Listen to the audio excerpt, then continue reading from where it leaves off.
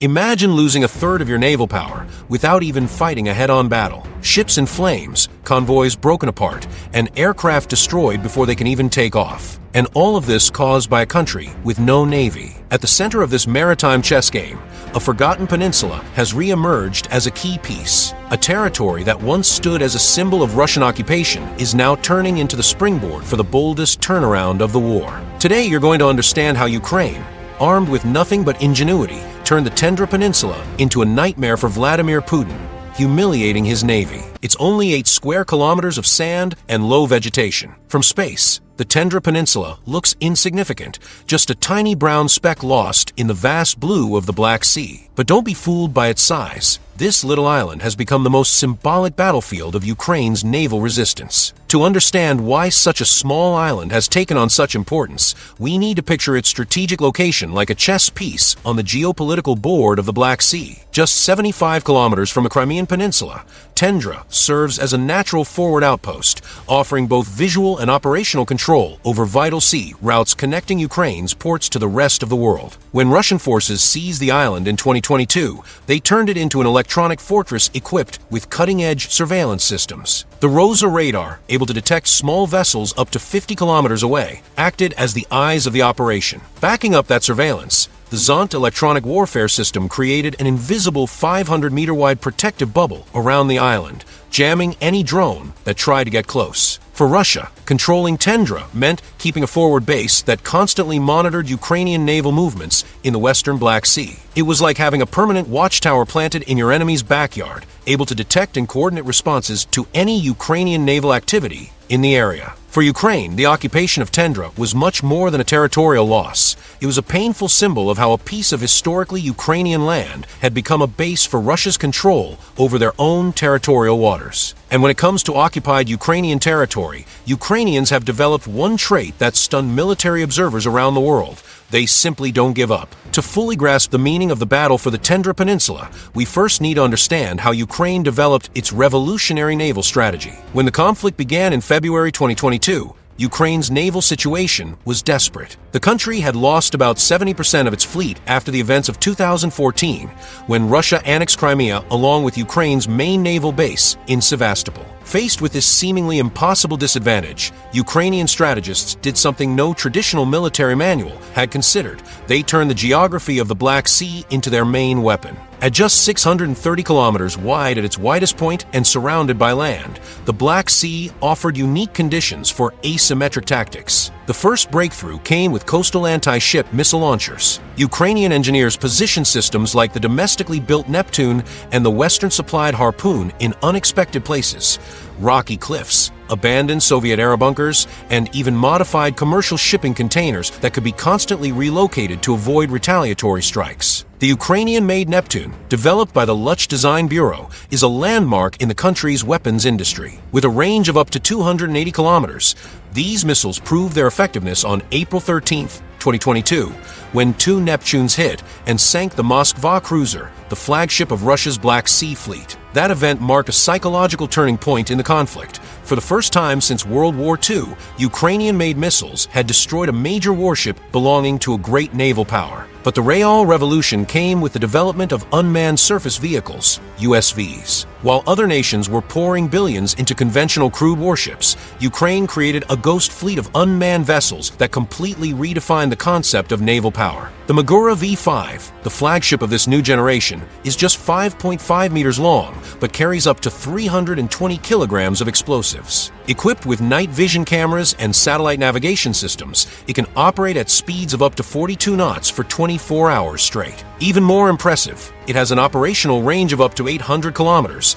allowing it to strike targets the Russians thought were completely safe. This technology reached its peak in December 2024 when Ukrainian naval drones pulled off something unprecedented in military history, taking down Russian Mi. 8 helicopters using anti-aircraft weapons launched from unmanned naval platforms. It was the first time in history unmanned naval vehicles had destroyed enemy aircraft, setting a new paradigm for modern naval warfare. The results of these strategies were devastating for Russia. According to Western intelligence assessments, Russia's Black Sea Fleet lost about 30% of its operational capacity, forcing a strategic retreat to more distant, safe reports. This retreat not only cut Russian operational reach, but also effectively broke the naval blockade that threatened to strangle Ukraine's economy. Back to the peninsula.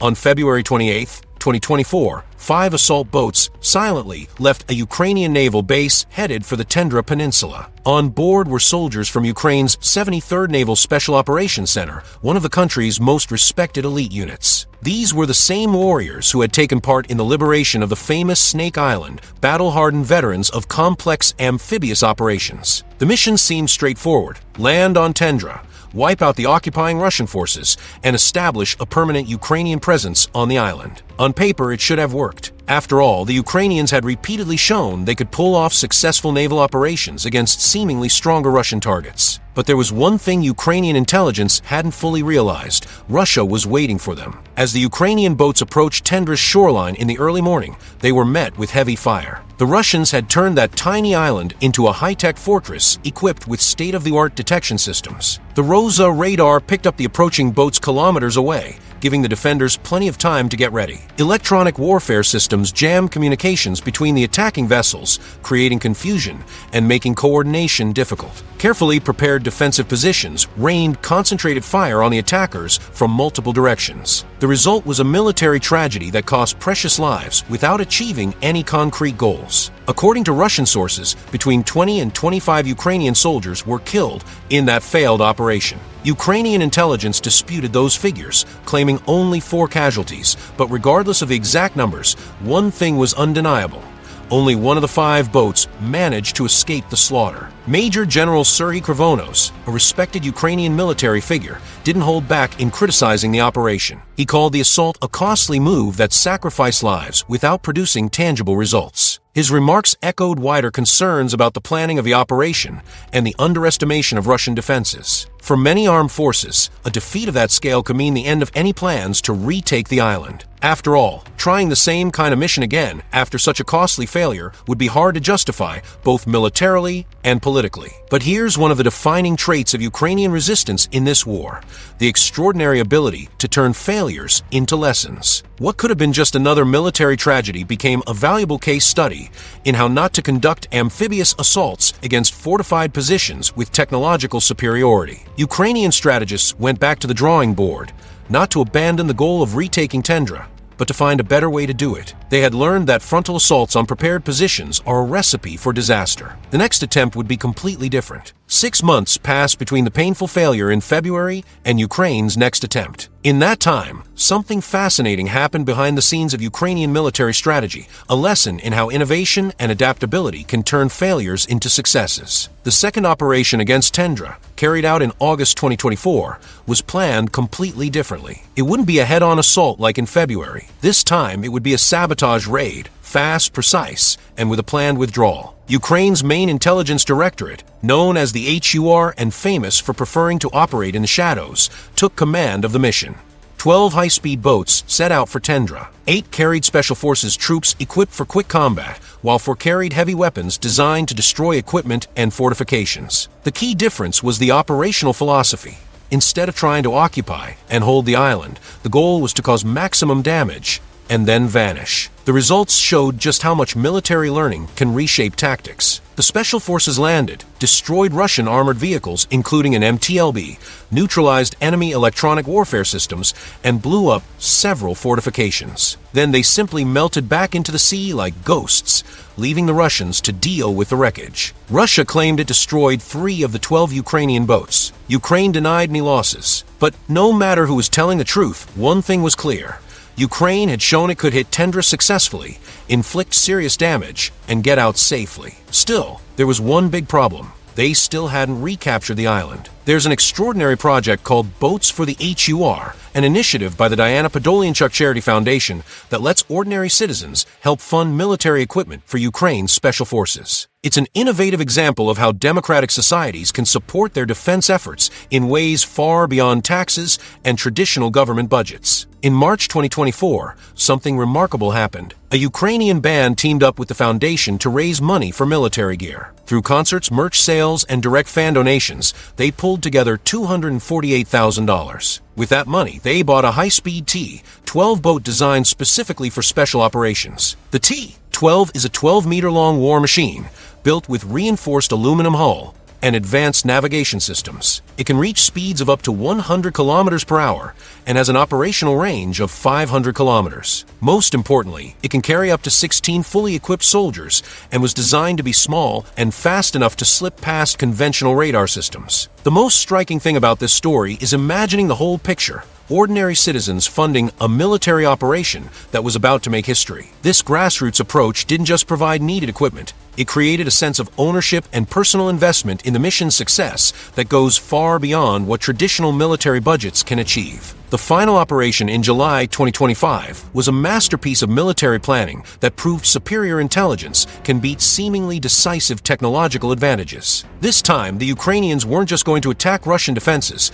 they were going to blind and deafen them first. To appreciate the brilliance of this plan, you need to understand exactly how Russia had fortified Tendra after the sabotage raid. They had doubled down on making the island an impenetrable surveillance hub with two main technological defense systems. The first was the Rosa radar, a land-based surveillance station capable of detecting small targets, including low-profile boats and drones, up to 50 kilometers away. The second was even more sophisticated, an electronic warfare complex called Zont, Russian for umbrella. This system created an invisible 500-meter-wide protective bubble around the island, jamming the control signals of any drone that tried to get near. Together, these systems made Tendra almost untouchable to the kinds of attacks that had worked on other Russian targets. Any conventional approach would be detected long before reaching the island, and any drone sent for recon or strike would be neutralized by electronic warfare. But Ukrainian intelligence had pinpointed these two systems as the weak spots. The strategy they came up with was brilliantly simple.